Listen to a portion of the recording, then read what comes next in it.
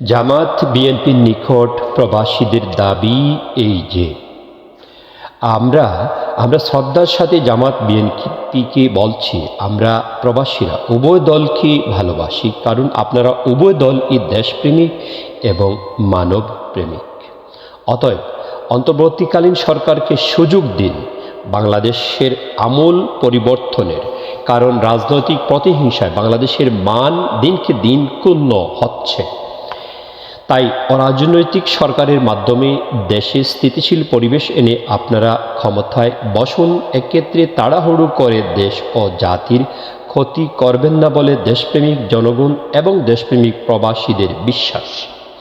আমরা চাই দেশের জন্য কাজ করতে, হোক না কেন আমাদের এই ক্ষুদ্র রেমিটেন্স।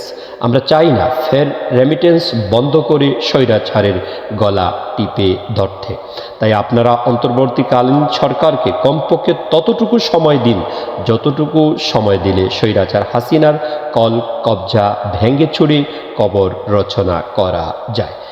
আর এজন্য নিম্নে 3 বছর সময় লাগবে বলে দেশপ্রেমিক বুদ্ধিজীবী ও জ্ঞানীগণ মনে করেন।